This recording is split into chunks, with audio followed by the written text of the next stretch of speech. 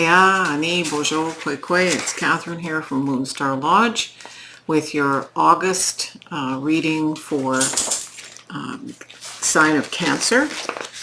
And I just want to remind you that I talk about both regular astrological signs, but also indigenous astrological perspectives. So for Cancer, August starts with a perigee supermoon, and it's a full moon. And then on the 16th of August, we have an apogee or micro new moon. And then we round out the end of the month on the 30th with another supermoon. So for the Cancerians, this moon is a biggie, a lot about internal work. I just wish to remind you that if you like this video, give us a thumbs up and subscribe. This is an experiment where we are expanding our readings from a weekly and weekend format to include astrological readings at the request of some.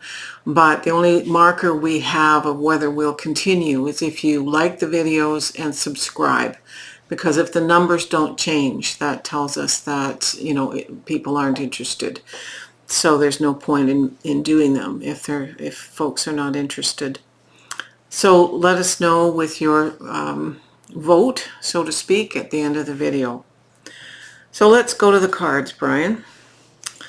So we start with the Fool. It's the innocence, the vivaciousness, the spirit of a new journey, taking a leap of faith, something new, and it's karmic. Always know when you have a major arcana card that the karma is involved. And we have 3 major arcana cards for this Cancer reading.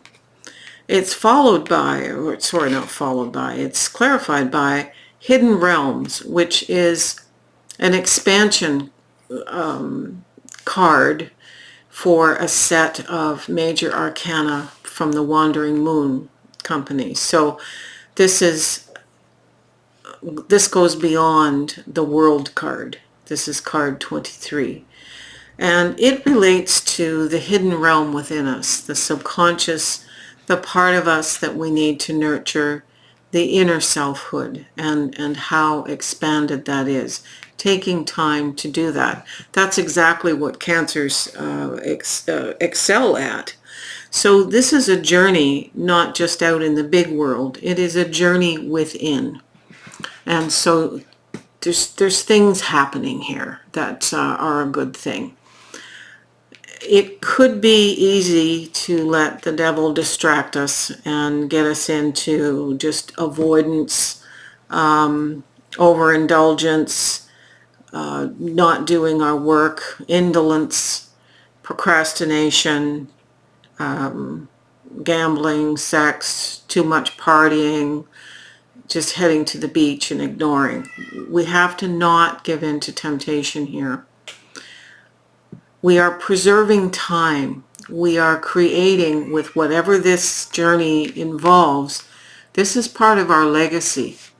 So it's important not only to know that we are preserving time, but as you work through the month of August, it's important to take the photographs and do the journaling and anything that helps you in reflection. Come back to this time with an open heart and an open mind.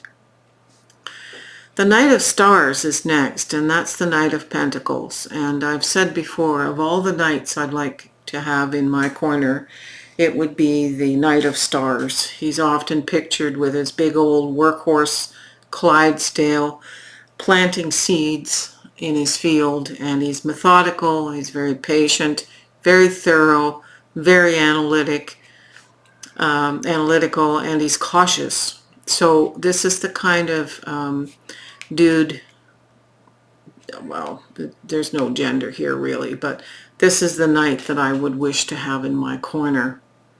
And this card is clarified by the King of Wands.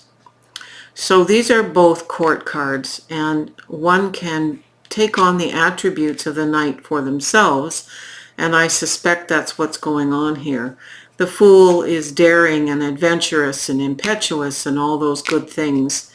The internalizing of bad behaviors here is personal, but so can the Knight of Stars in terms of the attributes be a personal thing. So we can take on that, moving on our journey in a methodical way and avoiding these things. It's clarified by the King, as I said, and the King of Wands is passionate. He's very attractive, very, he or she is somebody that's external to us, or we could be taking on the attributes. So in opening up to our inner realms and doing the subconscious work, the shadow work, the leg work, focusing and caring for self, we become like this, whether this is a person we are meeting externally or not. It's followed by the Lovers, and this is the major arcana Lovers rather than the Two of Cups. So this is about choice, and it's about taking on the animus and the anima, so it can be the attraction of both parts of the self. And it's interesting because it's clarified by the masculine, and this is the lunar god. Now, in most cultures, any god-like being is typically female when it comes to the moon, and typically male when it comes to the sun. But when you have a lunar masculine god, it's kind of getting you to sit up and take notice, Cancer, that this is something important. And this particular God is saying it's time for you to learn something new. It's going to help you on your journey here.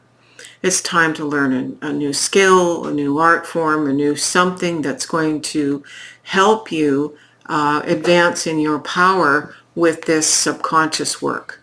They very much play together here in the same sandbox.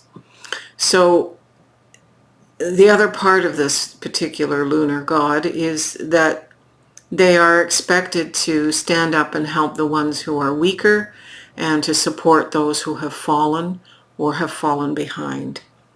So there's two aspects to this, and that lunar god can be helping us where we've fallen behind in our own lives, not just external people to us.